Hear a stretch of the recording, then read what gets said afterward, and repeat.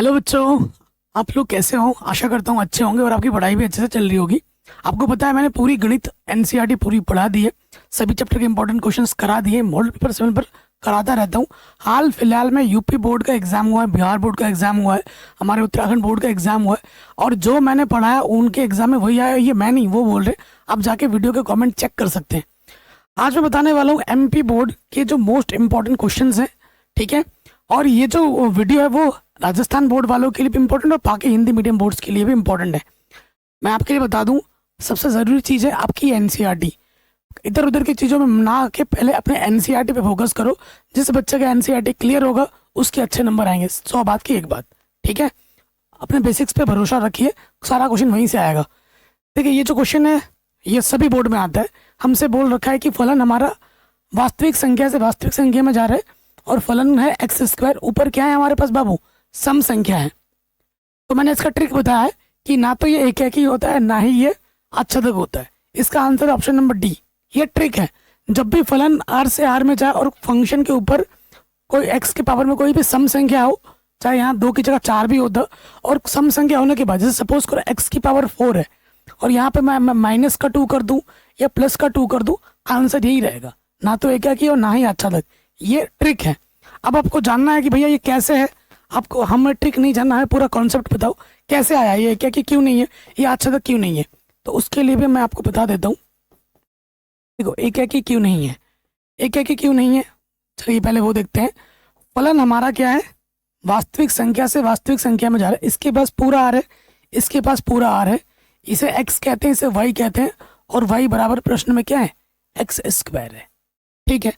अब आप देखो एक्स की जगह पर यहाँ मैं एक रखूंगा, यहाँ रखूंगा एक, एक का वर्ग करूंगा तो क्या आ जाएगा? एक। फिर मैंने रखा माइनस एक, माइनस एक का वर्ग करूंगा तो क्या आ गया? प्लस एक। दो अलग अलग जो इनपुट है, दो अलग अलग इनपुट जो है वो सेम आउटपुट दे रहे हैं। एक एक अलग अलग इनपुट अलग अलग आउटपुट देने चाहिए। यहाँ भाई अलग अलग इनपुट सेम आउटपुट दे रहे हैं, इस वजह से ये क्या कि नहीं है, इस वजह से ये क्या कि नहीं है। अब आच्छादक क्यों नहीं है उस पर भी बात करते हैं। आच्छादक का कॉन्सेप्ट क्या होता है कि सह प्रांत के पास जितने भी अवयव हैं उनका प्रतिचित्रण यहाँ मिलना चाहिए, ठीक है ना। यही होता है, उसे ये आच्छादक कहते हैं। तो देखो भाई, अगर यही प्रश्न अगर सब्जेक्टिव में आ जाए तो क्या करोगे? तो देखो यहाँ लिखते हैं, माना डिटेल में करवा रहा हूँ, एफ एक्स को आप क्या लिखते हो? वाई लिखते हो, करके दिखा रहा हूँ। एफ एक्स हमारा वाई है, वाई बराबर हमारे पास क्या है बाबू? एक्स स्क्वायर है। यहाँ से एक्स बराबर क्या हो जाएगा? अंडर रूट वाई आ जाएगा। क्या आ जाएगा? अंडर रूट वाई आ जाएगा। अब देखिए इसके पास क्या है? इसके पास पूरी वास्तविक संख्या है, इसके पास पूरी वास्तविक संख्या है। ये एक्स है और ये वाई है, और एक्स बराबर क्या है? अंडर रूट वाई है, ठीक। अगर एक का भी छूट जाता है ना तो आच्छादक नहीं होता है ना। तो मैं एक ले रहा हूँ, मैंने यहाँ से ले लिया माइनस का 2 ले लिया, वाई बराबर क्या ले लिया? माइनस का 2 जो वास्तविक संख्या से आ रहा है। तो यहाँ रखो -2। तो 2 का जो प्री इमेज आ रहा है वो -2 आ रहा है अंडर रूट में। क्या ये वास्तविक संख्या है? बिल्कुल नहीं है, ये तो काल्पनिक संख्या है। तो -2 का प्री इमेज हमें नहीं मिला।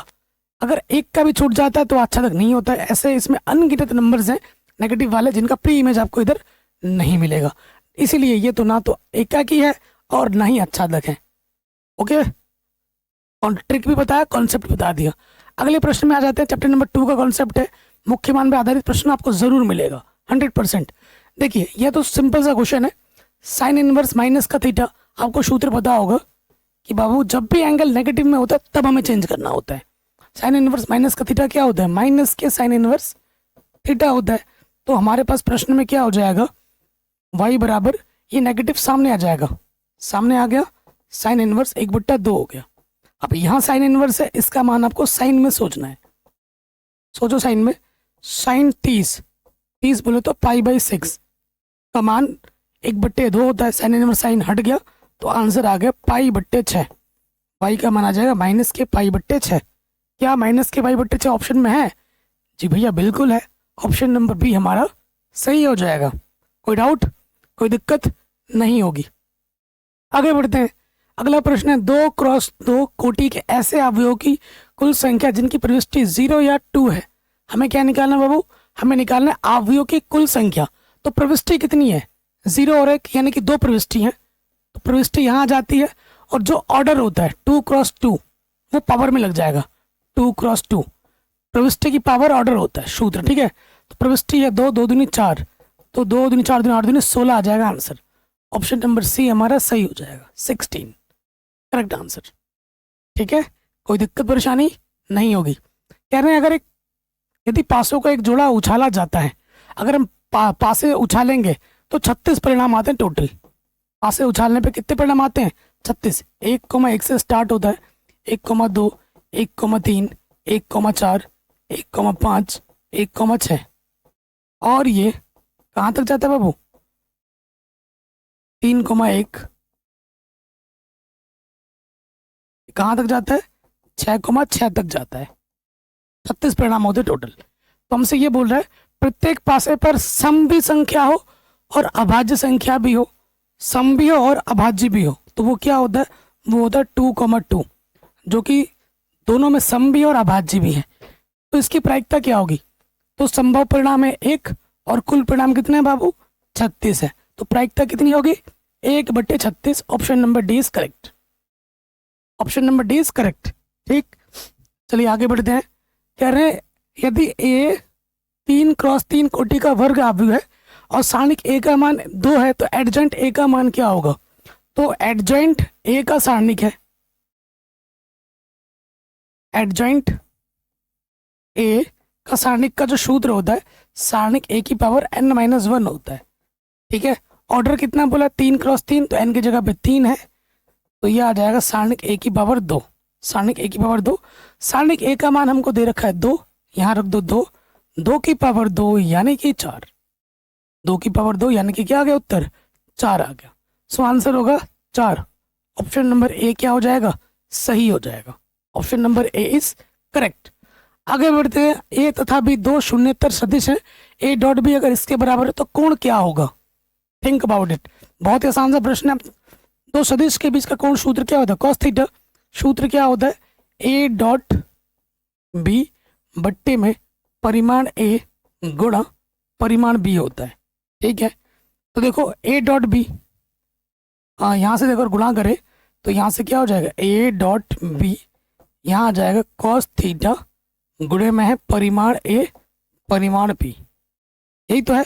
अब ये चीज यहाँ नेगेटिव लग रहा है, अब ये नेगेटिव लग रहा है यानी कि इसका मान कॉस थीटा का मान मुझे क्या चाहिए? 1 चाहिए। कॉस थीटा का मान -1 चाहिए। किस एंगल पे मिलता है -1? कॉस थीटा का मान -1 किस एंगल पे मिलता है? कॉस पाई पे मिलता है। ठीक है ना, तो थीटा की जगह पे क्या हो जाएगा बाबू? पाई होना चाहिए। थीटा की जगह पे क्या होना चाहिए? पाई होना चाहिए। पाई दिख रहा है ऑप्शन में? बिल्कुल, option number C is correct. ठीक है, आराम से बन गया, सिंपल क्वेश्चन है। अब आते हैं कि आपके ये सारे क्वेश्चन आप तभी कर पाओगे जब आपके बेसिक्स क्लियर हो। ठीक है, और ये ऐसे प्रश्न जो एग्जाम में बार बार ही आते हैं। प्लीज़ आप अपने एनसीईआरटी को अच्छे से कीजिए, और उसके बाद आपका जो भी मॉडल पेपर है इस साल का और पिछले साल का भी, और जितने भी विगत वर्षों के प्रश्न पत्र हैं उनको ज़रूर लगा लीजिएगा। अगर आपके पास पेपर्स हैं अच्छा क्वालिटी का तो आप मुझे सेंड भी कर सकते हैं। ठीक है, मैं अपना कॉन्टैक्ट नंबर डाल दूंगा, वहाँ पर आप मेरे को PDF बना के व्हाट्सअप कर देना, उन पेपर को फिर मैं सॉल्व करवा दूंगा।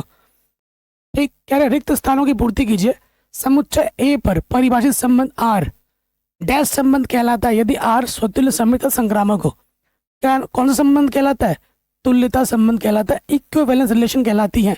अगर कोई संबंध स्वतुल्य सममित संक्रामक हो उसे तुल्यता संबंध कहते हैं। If any relation is reflexive, symmetric and transitive then it is called equivalence relations. Okay, so ये चीज हम पता होगी। किसी प्रतिलोम त्रिकोणमितीय फलन का वह मान जो उसकी मुख्य मान शाखा से स्थित है। प्रतिलोम त्रिकोणमितीय फलन का मुख्य मान कहलाता है। ठीक है, मुख्य शाखा मान कहलाता है। यदि a डैश a के बराबर है तो a क्या है? सममित आव्यूह है। तो ये क्या है बाबू? एक सममित आव्यूह है। a डैश a अगर a के बराबर है तो उसे हम सममित आव्यूह कहते हैं। नेक्स्ट, इसका सारणिक का मान निकालना है, जिसकी गुणा इसके साथ हो जाएगी कॉस गुणा cos, cos square theta negative, इसकी गुणा इसके साथ साइन गुणा साइन, माइनस के साइन, तो माइनस माइनस प्लस हो जाएगा। इसका मान कितना होता है? 1, यहाँ 1 आ जाएगा। e की पावर -x का अवकलज क्या हुआ? e की पावर -x का अवकलज e की पावर -x, x का अवकलज माइनस है वो सामने लग जाएगा। ठीक, एफ एक्स के फलन एफ के प्रांत में एक बिंदु सी जिस पर एफ डैश सी 0 होता है या एफ अवकलनीय नहीं है, एफ का क्या कहलाता है? क्रिटिकल पॉइंट कहते हैं अंग्रेजी में, इसे कहते हैं निरपेक्ष बिंदु। हिंदी में क्या कहते हैं? निरपेक्ष बिंदु कहते हैं, क्रिटिकल पॉइंट कहते हैं अंग्रेजी में।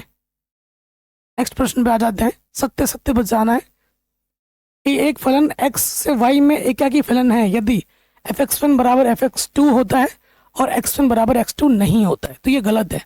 अगर फंक्शन x1 फंक्शन x2 के बराबर आता है तो x1 भी किसके बराबर होना चाहिए? x2, तब जाके वो एकाकी होता है। इसने क्या बोल रखा है कि नहीं होता है, तो ये कथन क्या बाबू? गलत है। ठीक। कॉट इनवर्स की मुख्य मान शाखा 0 से पाई होती है, बिल्कुल सही बात है, 0 से पाई ऊपर इंटरवल में होती है, ध्यान रखिएगा। इसी वर्ग आव्यूह को एक सममित और एक विषम सममित आव्यूह के योगफल के रूप में व्यक्त किया जा सकता है, बिल्कुल सही बात है। अगर आपके पास एक मैट्रिक्स ए है तो उसको आप ऐसे लिख सकते हो, ए प्लस ए डैश, यहाँ आ जाएगा ए माइनस ए डैश। ठीक है, ये वाला पार्ट सममित होता है, ये वाला पार्ट विषम सममित होता है, इसको मैं ऐसे लिख सकता हूँ। तो ये कथन भी क्या है? बिल्कुल सही है। और एग्जाम में बड़े नंबर में भी इस पर आधारित प्रश्न आते हैं। समान कोटि के विकर्ण आव्यूह का गुणनफल क्रम विनिमय होता है। विकर्ण आव्यूह का गुणनफल, ठीक है, विकर्ण आव्यूह अगर आप एक क्या ले लो, एक छोटा सा एग्जाम्पल ले लो। विकर्ण आव्यूह मैंने ले लिया, यहाँ ले लिया 1 0 0 1, ठीक है, और यहाँ ले लिया मैंने 2 0 0 2। क्रम विनिमय है कि नहीं, ये चेक करना है।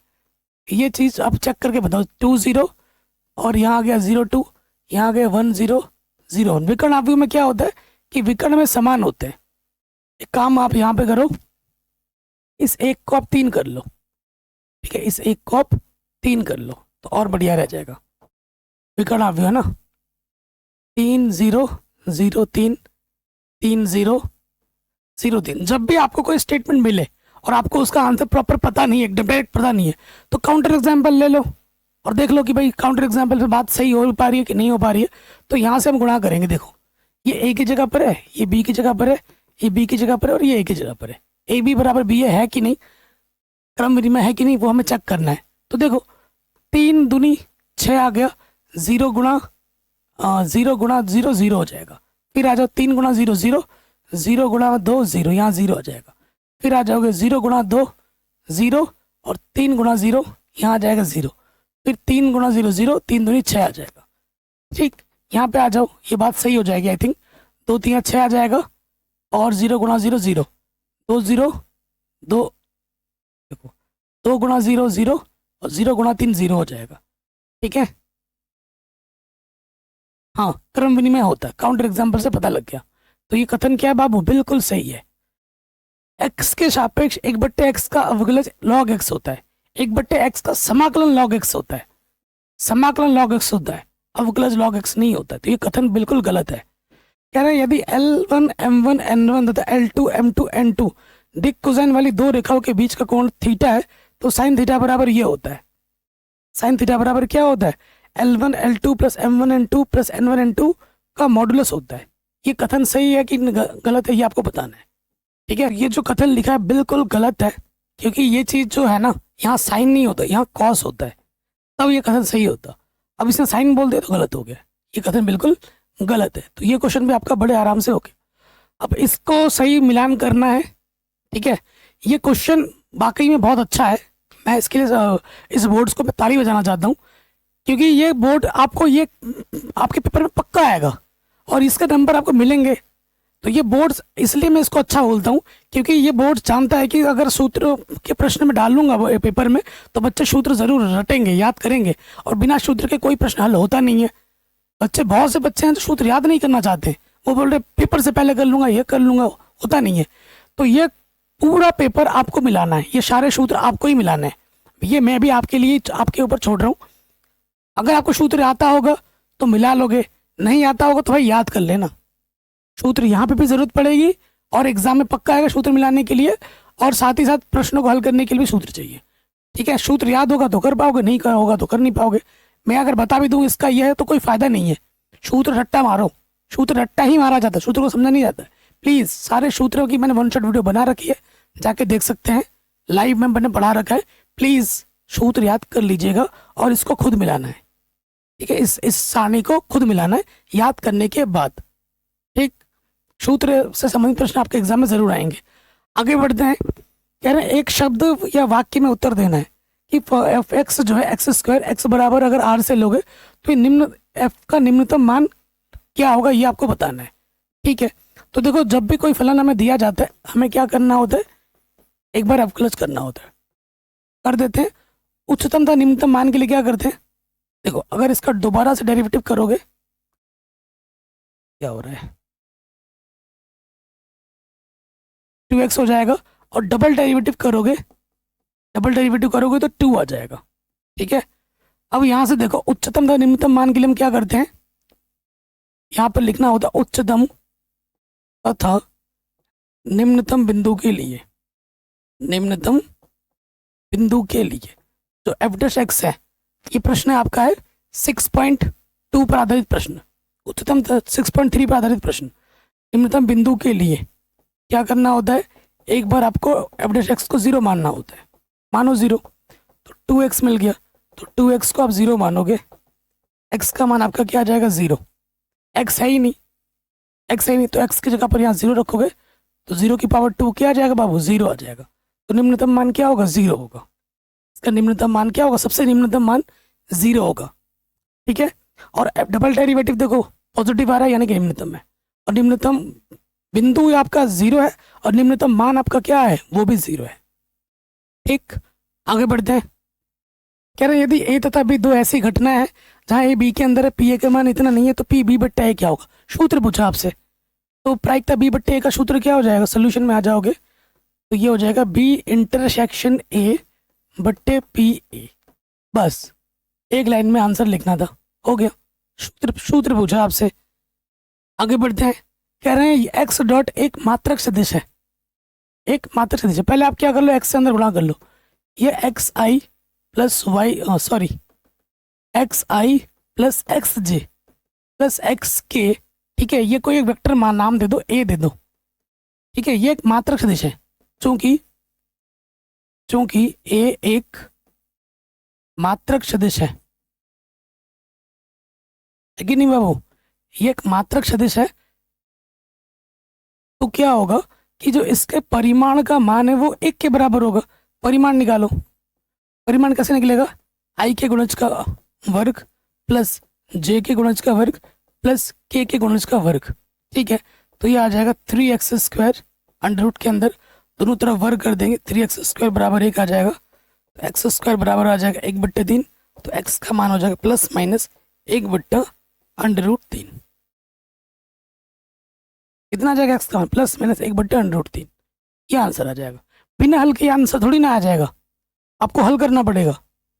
ठीक, अगले प्रश्न में आ जाते हैं। शानदार क्वेश्चन है, आपको पता है ये चीज है, आपको पता है यहाँ से आई जे के होता है। ठीक है, अब यहाँ पे आ जाइए, आई डॉट जे क्रॉस के क्या होता है, जे क्रॉस के आई के बराबर होता है, आई डॉट आई हो गया, फिर जे डॉट आई क्रॉस के उल्टी डायरेक्शन में गया माइनस जे के बराबर आएगा। ठीक, के आई क्रॉस जे के बराबर आएगा, I dot I 1 plus into minus minus J dot J 1 और प्लस के डॉट के भी 1, तो आंसर क्या आ जाएगा 1। आंसर क्या आ जाएगा 1, आराम से बन गया। ठीक, आगे बढ़ते हैं, नेक्स्ट क्वेश्चन में आ जाओ। कह रहे हैं अवकल समीकरण की घात क्या है। तो देखो घात निकालने के लिए पहले कोटि चाहिए आपको। कोटि कितनी है, अधिकतम कितनी बार अवकलज हुआ है, 2 बार अवकलज हुआ है, कोटि अपन की 2 है। क्या घात परिभाषित है, अवकल समीकरण के बहुपद के रूप में घात परिभाषित है। घात हमारी क्या है बाबू, परिभाषित है, और जहां से आप कोटि चेक किया है उसी की पावर में देखो, कोटि जहां पे चेक किया 2 उसकी पावर में कुछ नहीं तो 1, तो घात हमारी कितनी है बाबू, घात हमारी 1 है। कोटि भी पूछ सकता है आपसे, एग्जाम में ये प्रश्न पक्का आता है, हर बार आता है। कह रहे अब इस अवकल समीकरण का समाकलन गुणक निकालिए। समाकलन गुणक कहाँ आता है, रैखिक अवकल समीकरण में आता है। तो ये रैखिक अवकल समीकरण किस रूप में है, ये है dy बट्टे dx plus P Y is equal to Q के रूप में है, जहां पर p के स्थान पे y का गुणज और q के स्थान पर क्या है साइन x है। हमें चाहिए समाकलन गुणक, समाकलन गुणक चाहिए जिसका सूत्र होता है e की पावर में p dx। p कितना है बाबू, 2 है, तो कांस्टेंट बाहर आ जाएगा dx, तो dx कंडीशन क्या होता है x, तो हमें हमारा समाकलन गुणक कितना मिला e की पावर 2x। बड़े आराम से हो गया, कोई दिक्कत नहीं है। आगे बढ़ते हैं। कह रहे हैं 3 कोटि वाले किसी अवकल समीकरण के विशिष्ट हल में, क्या बोला है, विशिष्ट हल बोला है, तो विशिष्ट हल में स्वच्छ अचरों की संख्या कितनी होगी, तो आपका उत्तर आएगा 0 होगी। विशिष्ट हल में कोई स्वच्छ अचर होता ही नहीं है।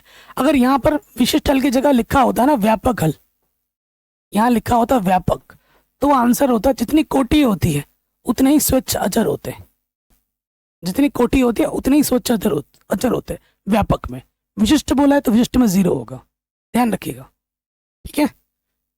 नेक्स्ट कह रहे हैं सिद्ध कीजिए कि एक एकाकी फलन जो इससे इसमें अनिवार्य रूप से आच्छादक भी है। तो बहुत ही आसान प्रश्न है ये दो। देखो दिया क्या है हमें, एकाकी तो है ही है, कह रहे हैं ये आच्छादक भी है। चित्र बना के दिखाओगे, चित्र बना के दिखाते हैं भाई, ये हमारे हल्के में ले रहे हैं हमको, है जी, हल्के में ले रहे हो हमें, तो आप बोलोगे देख भाई 1 का संबंध 1 के साथ है, 2 का संबंध 2 के साथ है, ठीक है ना, और 3 का संबंध 3 के साथ है। अब आप देखोगे कि भैया एक इनपुट एक ही आउटपुट दे रहा है, हर एक इनपुट अलग अलग आउटपुट दे रहा है, कोई रिपीट नहीं कर रहा है, एकाकी है, तो ये तो एकाकी दिख ही रहा है, एकाकी है, आच्छादक भी है। क्यों, सह प्रांत में कितने अवयव हैं, 3 अवयव हैं, सबका प्रतिचरण आपको मिल रहा है। एक का प्रतिचरण क्या है, 1 है, 2 का 2 है, 3 का 3 है, कोई भी खाली छूटा नहीं, तो भाई ये क्या है, सब आच्छादक है, ठीक है। तो क्या लिखोगे, चूंकि सहप्रांत, चित्र जरूर बना लेना, सहप्रांत के प्रत्येक अवयव का, सहप्रांत के प्रत्येक अवयव का प्रतिचित्रण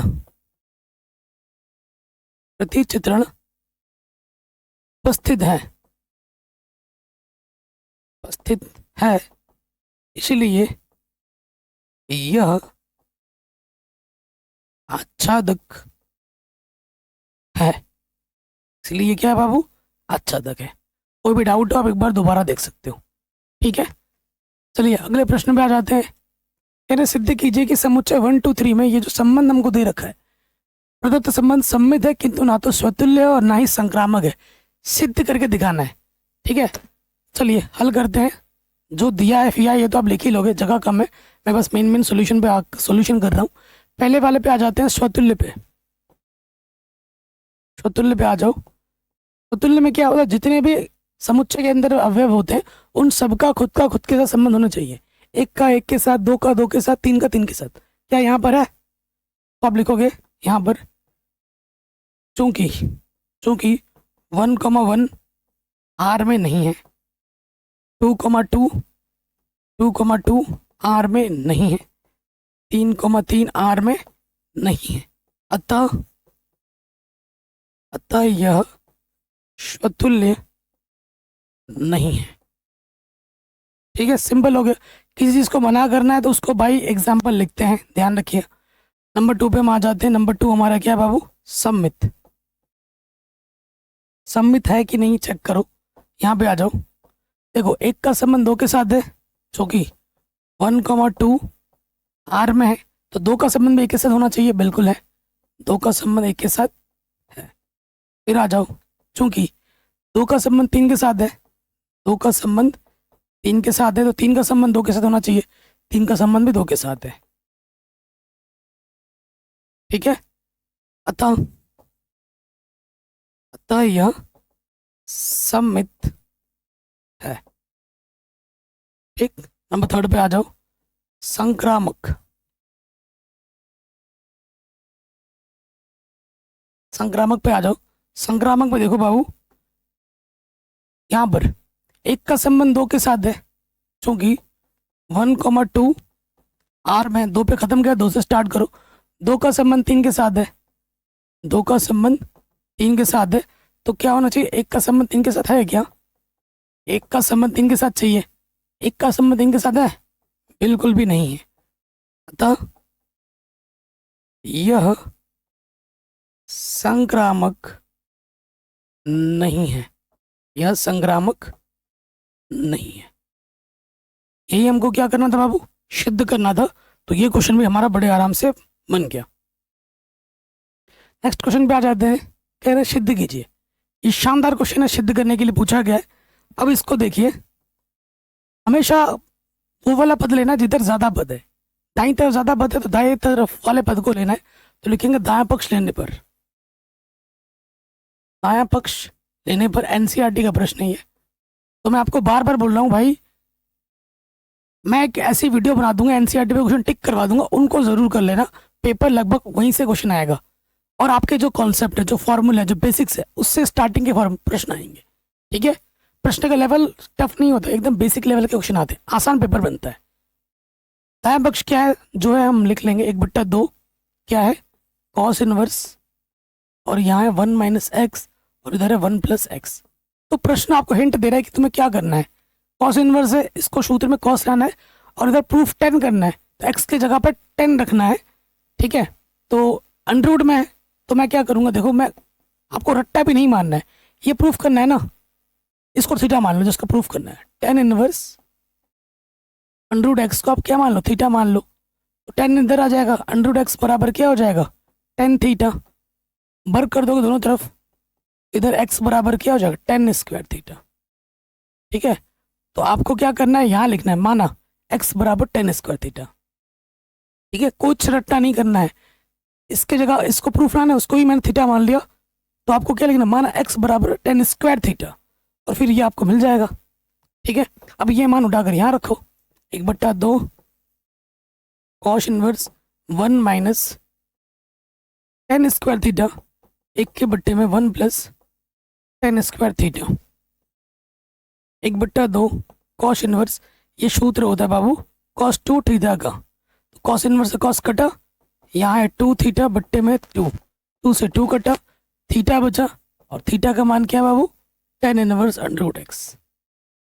और यही हमको सिद्ध करना था। इतना हलवा क्वेश्चन था, इतना आसान क्वेश्चन था, शुरू होने से पहले ही खत्म, आराम से बन गया। अगले प्रश्न में आ जाओ, या फिर इसका मान ज्ञात कीजिए। तो ये तो बहुत ही आसान सा प्रश्न है। हमारे पास क्या है बाबू, 10 इनवर्स है, 2 कॉस है, फिर क्या है ब्रैकेट के अंदर 2 साइन इनवर्स, 1/2 है, 1/2 है। पहले मैंने ये लिख लिया। अब यहाँ देखिए, बाहर है 10 इनवर्स, फिर है 2 कॉस, यहाँ पर है फिर 2 साइन इनवर्स। तो इस चूंकि साइन इनवर्स बाहर है, इसका मान साइन में सोचो, साइन 30 का मान होता है, 30 बोले तो π/6। साइन इनवर्स साइन हट गया, यहाँ क्या आ गया, 10 इनवर्स 2 कॉस, और यहाँ से बचा 2 गुणा π/6, काटोगे 2 तिया, तो यह आ जाएगा 10 इनवर्स 2 कॉस π/3। ठीक, 10 इनवर्स, तो देखो 2 कॉस π/3, कॉस 60 का मान कितना होता है, कॉस 60 का मान होता है 1/2, 2 से 2 कटा, यहाँ आ गया 10 इनवर्स 1। ये 10 इनवर्स है, अंदर 10 में मान सोचो, 10 45 का मान होता है 1, 10 इनवर्स से 10 कटा, आंसर आ जाएगा π/4। आंसर क्या आ जाएगा बाबू, π/4 आ जाएगा। कोई दिक्कत, कोई परेशानी नहीं होगी। तो ये प्रश्न भी हो गया बड़े आराम से। आगे बढ़ते हैं। कह रहे दिए गए समीकरण को हल कीजिए, x y z t के लिए मान बताना है। तो बहुत ही आसान सा प्रश्न है। तो गुणा करेंगे, यहाँ से आ जाएगा 2x 2z 2y 2t, 2 से अंदर गुणा कर दिया, 3 से गुणा करो, 3 एकम 3, 3 एकम 3 माइनस का 3 गुणा 0, 3 दूनी 6, 3 से अंदर गुणा कर लोगे, 3 तिया 9, 3 बचे 15, 3 चौके 12, 3 छंग 18। अब यहाँ से क्या हो जाएगा, 2x + 3 2y + 0 2y, यहाँ से आ जाएगा 2z - 3 2t + 6, और इधर आपका है 9 15 12 18। ठीक, तो यहाँ से देखिए ये चीज़ इसके बराबर होगी, क्योंकि 2x + 3 9 के बराबर है। तो यहाँ से आ जाएगा प्लस का 3 इधर आ गया, माइनस का 3, 9 में से 3 घटा दोगे 6, 2 3 6, इसका मान आ जाएगा 3, इसका मान आ जाएगा 3। ये चीज़ इसके बराबर होगी 2z माइनस 3 बराबर 15, तो माइनस का 3 उधर के प्लस का 3 हो जाएगा 18, 2 9 18, z का मान आ जाएगा 9। फिर देखो 2y हमारे पास 12 के बराबर, 2 छंग 12, तो y का मान आ जाएगा 6। फिर देखो 2t प्लस 6, 2t प्लस 6 हमारे पास है 18 के बराबर, तो प्लस के 6 इधर के हो जाएगा माइनस का 6, 18 में से 6 घटाओगे आ जाएगा 12, 2 छंग 12, ठीक है। तो t का मान आ जाएगा 6। आराम से ये प्रश्न बन गया, ठीक है। कोई भी डाउट हो दोबारा देख सकते हैं, सिंपल क्वेश्चन था। और आपके एग्जाम में सिंपल ही प्रश्न आते हैं, ज़्यादा टफ प्रश्न आता ही नहीं है। कह रहे ये ए है, सत्यापित कीजिए ये एक विषम सममित आव्यूह है। तो पहले हमें निकालना ए माइनस का ए डैश, ठीक। तो पहले ए लिखते हैं, ए क्या है हमारे पास 1 5 6 7, ए डैश क्या हो जाएगा, जो पहला रो है वो पहला कॉलम बन जाएगा, जो दूसरा रो है वो दूसरा कॉलम बन जाएगा, ठीक। अब घटा दीजिए, 1 में से 1 घटाओगे 0, 5 में से 6 घटाओगे माइनस का 1, 6 में से 5 घटाओगे 1, और 7 में से 7 घटाओगे 0, ठीक है। तो इसको एक नया नाम दे देते हैं, इसको एक नया नाम दे दिए बी, माना बी। बी हमारे पास क्या है बाबू, ठीक है 0 -1 1 0। अब दिखाना है कि एक विषम सममित है, तो सममित दिखाओ या विषम सममित दिखाओ, उसके लिए हम क्या करते हैं, ट्रांसपोज निकालते, परिवर्त निकालते हैं। 0 -1 1 0 का डैश निकालना है। तो जो पहला अवयव है, जो पहला जो रो है वो पहला कॉलम बन गया, दूसरा रो दूसरा कॉलम बन जाएगा। तो यहाँ से अगर मैं नेगेटिव उभयनिष्ठ ले लूँ तो चिन्ह बदल जाएगा, और ये किसके बराबर है, ये मैट्रिक्स पूरा बी के बराबर आ गया। तो देखेंगे बी डैश बी के बराबर आ गया, चूंकि बी डैश क्या है बाबू, बी के बराबर है, अतः यह बी डैश माइनस बी के बराबर, अतः यह विषम सममित आव्यूह है,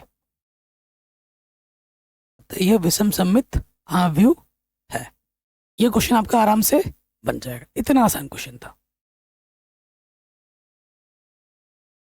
आगे बढ़ते हैं, नेक्स्ट कह रहे हैं यदि 2x + 3y बराबर sin x हो तो dy बटा dx का मान ज्ञात कीजिए। एकदम हलवा क्वेश्चन है। तो क्या करेंगे, यहाँ लिखेंगे differentiate with respect to x, x के सापेक्ष अवकलज करने पर क्या होगा, 2x का अवकलज 1, 3y का अवकलज dy बट्टे dx, और sin x का अवकलज क्या होता है बाबू, cos x, 3 dy बट्टे dx, यहाँ पर एक cos x प्लस का 2 इधर क्या हो जाएगा माइनस का 2, में निकालना है dy बट्टे dx। ये जो 3 गुणे में था इधर के क्या हो गया बाबू, बट्टे में आ गया आंसर। कोई भी डाउट हो आप दोबारा देख सकते हैं। आगे बढ़ते हैं, कह रहे हैं अच्छा ये क्वेश्चन रिपीट हो गया फिर से, ठीक है, ये क्वेश्चन फिर से रिपीट हो गया। अगले प्रश्न में आ जाए, 10वां क्वेश्चन है, कह रहे सिद्ध कीजिए कि ये एक वर्धमान फलन है।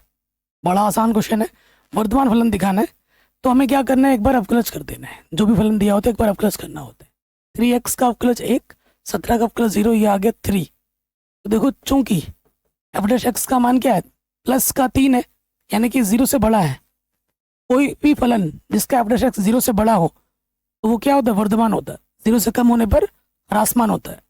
f डैश x अगर पॉजिटिव आ रहा है तो वर्धमान है, नेगेटिव आ रहा है तो ह्रासमान है। अतः फलन वर्धमान है, बस हो गया। ये हमें हमारा आंसर आराम से मिल गया। कोई डाउट, कोई दिक्कत नहीं होगी। आगे बढ़ते हैं, कह रहे हैं सिद्ध कीजिए कि ये जो फलन है इस अंतराल में ह्रासमान है। चलिए करते हैं। तो वही काम करना है, एक बार अवकलज कर लेना है। cos x का जो अवकलज होता है वो होता है माइनस के sin x, माइनस के sin x। अब आप खुद देखोगे 0 से पाई बोला है, 0 यहाँ π/2 और यहाँ पाई। इसकी बात हो रही है साइन की, इसकी बात हो रही है साइन की, क्योंकि यहाँ देखना है ना, यहाँ फलन क्या साइन है। 0 से π/2 में तो सारे ही प्लस के होते हैं, और साइन का मान π/2 से पाई में भी क्या होता है बाबू, प्लस का ही होता है। इसलिए 0 से पाई पर एफ डैश एक्स क्या हो जाएगा, देखो ये नेगेटिव है और साइन एक्स का जो मान है इस इंटरवल में हो या इस इंटरवल हो, कंबाइन हो तो दोनों में प्लस ही है, तो नेगेटिव इंटू पॉजिटिव क्या होता है, नेगेटिव। ठीक है, तो यहाँ लिखेंगे एफ डैश एक्स नेगेटिव है, ठीक है, ऋणात्मक है। एफ डैश एक्स का मान क्या है बाबू, ऐसे लिख देना, एफ डैश एक्स का मान 0 से कम है, अतः फलन फलन ह्रासमान है। ठीक है, अतः फलन क्या है बाबू, ह्रासमान है। तो ये क्वेश्चन भी आपका आराम से बन गया। अगले प्रश्न पे हम आ जाते हैं। कह रहे हैं एक वृत्त की त्रिज्या 0.7 सेंटीमीटर प्रति सेकंड की दर से बढ़ रही है, इसकी परिधि की वृद्धि की दर क्या है अगर आर का मान इतना हो तो। हमारे पास देखो बाबू, हमारे पास एक वृत्त है, ये वृत्त है, तो ये वृत्त की क्या बाबू, ये वृत्त की त्रिज्या हमने आर मान ली है।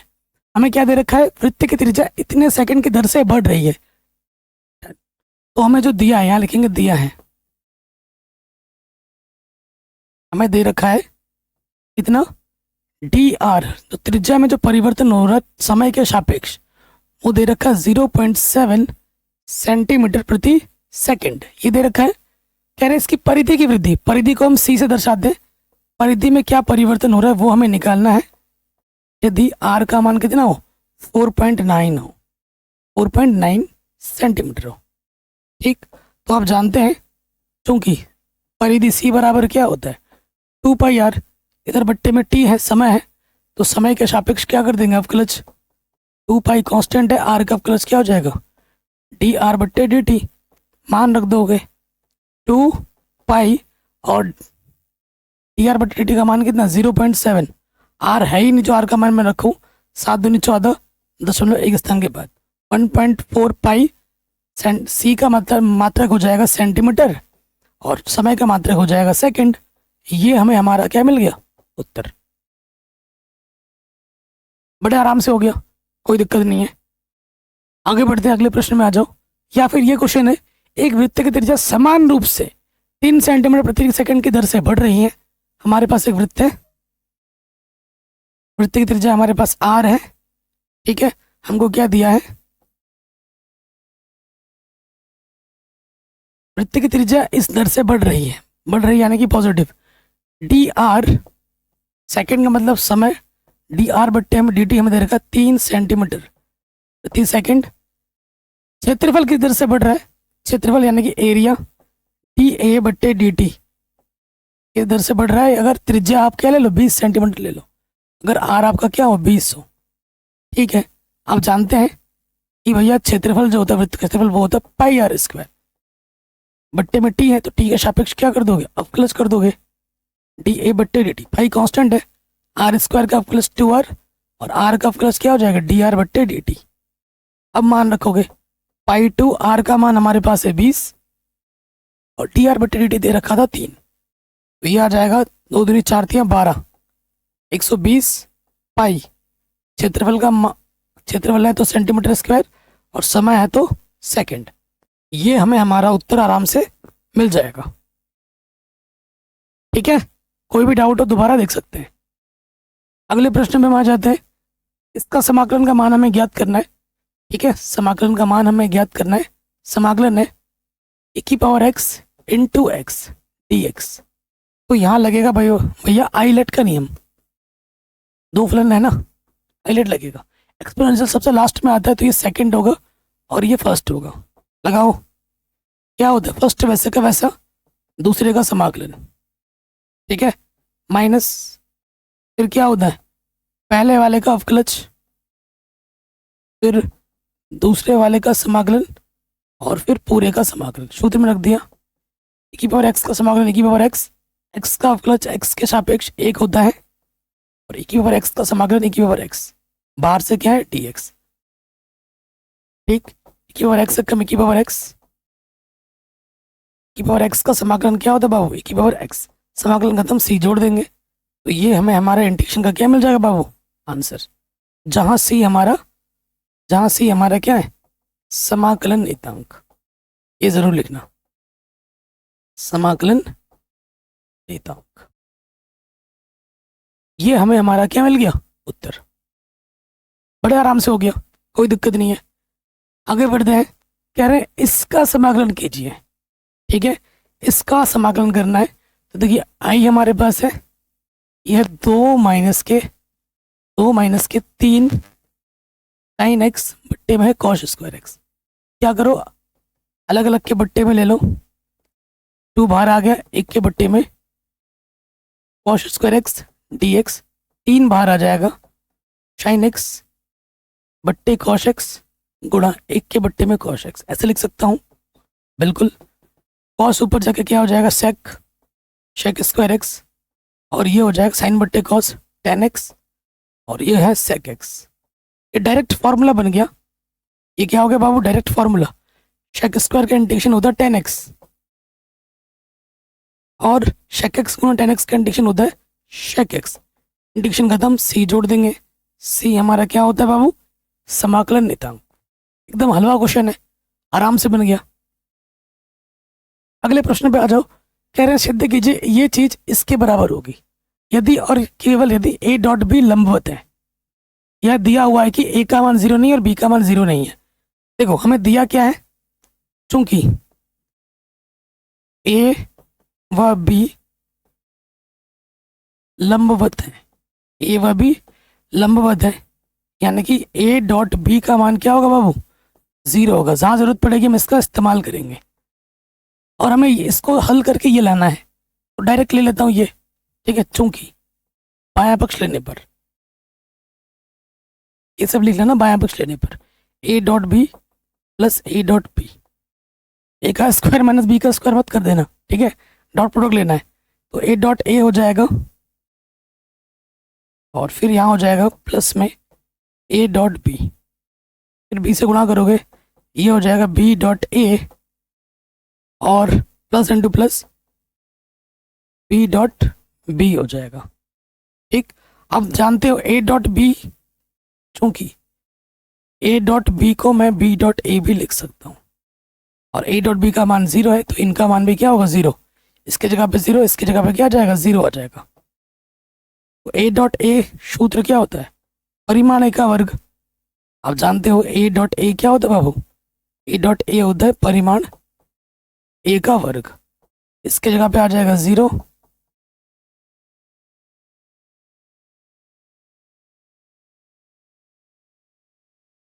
ठीक है। तो ये हमें हमारा क्या मिल जाएगा, उत्तर मिल जाएगा। कोई दिक्कत, कोई परेशानी नहीं होगी। यही हमको क्या करना था, सिद्ध करना था। ये चीज़ तो मैं पहले ही बोल रखी है कि ये 0 नहीं है। ठीक, कोई दिक्कत नहीं है। आगे बढ़ते हैं। या फिर a दे रखा है, b दे रखा है, तो इसको हमें ज्ञात करना है। इसको हमें ज्ञात करना है। a प्लस बी पहले निकाल लो, a माइनस बी अलग से निकाल लो। पहले हम a प्लस बी निकालते हैं, जगह कम है ना। i और i क्या हो जाएगा बाबू, 2i, j और 2j कितना हो जाएगा, 3j, और k और 3k कितना हो जाएगा, 4k। अब हमें निकालना है a माइनस का b। ठीक, देखिए i में से i घटेगा 0i, उसके बाद j में से 2j घटेगा माइनस का j, और k में से 3k घटेगा माइनस के 2k। ये मैंने a प्लस बी अलग निकाल दिया, a माइनस बी अलग निकाल लिया। आप तो पूरा प्रॉपर लिखोगे कि भैया a दे रखा है, b दे रखा है, a प्लस बी, a को रखोगे, b को रखोगे, फिर पूरा हल करके दिखाओगे। क्योंकि मेरे पास पेज नहीं है और मेरे को बस आपको समझाना है कैसे लिखना है एग्जाम में। ये तो आपको आता ही होगा पेपर में, वो चीज़ तो मेन है। मैं तो आपको यहाँ बस बता रहा हूँ, समझा रहा हूँ। अब हम आ जाते हैं अगले पार्ट में, जो हमें ज्ञात करना है। अब हमें क्या ज्ञात करना है, क्या है, a प्लस बी है पहले, और क्रॉस प्रोडक्ट है a माइनस बी का। क्रॉस है तो भाई सदिश गुणन, तो यहाँ आता है i j k। ठीक, और i का गुणज 2, j का गुणज 3, k का गुणज 4। यहाँ पे i का गुणज 0, j का गुणज माइनस का 1, k का गुणज माइनस के 2। ठीक, हल कीजिए, i को छुपाओ, 2 तियाँ माइनस का 6, 4 एकम 4, नेगेटिव नेगेटिव पॉजिटिव। j को छुपाएंगे, 2 गुणा 2 माइनस के 4, 0 गुणा 4 0। k को छुपाएंगे, 2 एकम माइनस का 2, 3 गुणा 0 0। तो ये हो जाएगा माइनस के 2i माइनस माइनस प्लस के 4j, और ये हो जाएगा माइनस के 2k। सिंपल, इतना ही हमें हल करना था, बड़े आराम से मिल गया। कोई डाउट, कोई दिक्कत नहीं होगी। आगे बढ़ते हैं अगले प्रश्न में। कह रहे हैं ये सदिश है, ये सदिश है, इसके बीच का कोण क्या होगा। आप मान लो, यहाँ लिख लेना माना कि भैया ये ए वेक्टर है और ये बी वेक्टर है। कोण का सूत्र क्या होता है, cos थीटा बराबर ए डॉट बी बट्टे में परिमाण ए परिमाण बी, यही तो सूत्र होता है। तो मैं लगे हाथ यहाँ से परिमाण ए निकाल लेता हूँ। परिमाण ए क्या होगा, आई के गुणज का वर्ग प्लस जे के गुणज का वर्ग प्लस के गुणज का वर्ग। यहाँ से आ जाएगा 1 4 9, ये आ जाएगा √14 परिमाण ए। फिर यहाँ से आप निकालो परिमाण बी, तो आई के गुणज का वर्ग प्लस जे के गुणज का वर्ग प्लस के गुणज का वर्ग। 9 4 प्लस 1 कितना हो जाएगा बाबू, √14। ठीक, तो उसके बाद हमें ए डॉट बी भी चाहिए, ये निकाल लो अलग से। यहाँ पर ए डॉट बी, ये हमारे पास है बाबू आई माइनस का 2j प्लस का 3k, डॉट प्रोडक्ट है 3i माइनस के 2j प्लस का k। डॉट प्रोडक्ट में क्या होता है, आई का गुणज आई के साथ, 1 3 3 माइनस माइनस प्लस 2 गुणा 2 4 प्लस इंटू प्लस प्लस 3 गुणा 1, 3 1 3, तो ये आ जाएगा 10। रख दो यहाँ पर, ये मिला है 10। अब परिमाण ए का मान 114, परिमाण बी का मान 114, ये हो जाएगा 10/14, 2 7 14, 2 5 10। थीटा बराबर क्या हो जाएगा बाबू, कॉस इधर आके क्या हो जाएगा, कॉस इनवर्स 5/7। ये हमें हमारा क्या मिल गया, उत्तर। कोई डाउट, कोई दिक्कत, कोई परेशानी नहीं होगी। चलिए अगले प्रश्न में हम आ जाते हैं। कह रहे हैं इस सदिश पर प्रक्षेप ज्ञात कीजिए। हर साल एग्जाम में आता है, ठीक है। ध्यान से देखिए, यहाँ पर एक चीज ध्यान देने वाली है, इस सदिश का, जिसको का कहा जाता है उसको ए वेक्टर मानना, और जिस पर बोलेगा उसको बी वेक्टर मानना। इसको बी वेक्टर मानना पड़ेगा पर वाले को, और काक वाले को ए मानना है। प्रक्षेप निकालना है, ए का बी पर प्रक्षेप, सूत्र क्या होता है, ए डॉट बी, जिस पर बोलेगा पर, उसका परिमाण नीचे आ जाता है। अब मान रखो यहाँ ए हमारे पास है आई प्लस 3j प्लस 7k, और बी हमारे पास है 7i minus j plus 8k, बट्टे में परिमाण बी क्या है बाबू, आई का स्क्वायर प्लस जे का स्क्वायर, बी वाले का प्लस के का स्क्वायर। ठीक है, तो ये हो जाएगा 1 7 7, आई का आई के साथ plus into minus minus, 3 1 3 plus into plus plus, 7 8 56।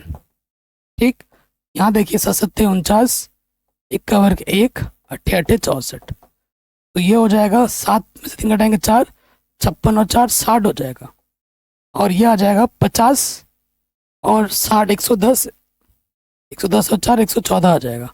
ये आ जाएगा आंसर। ठीक है, आप चाहो तो √114 से ऊपर नीचे गुणा कर लेना, ये आंसर आपको आराम से मिल जाएगा।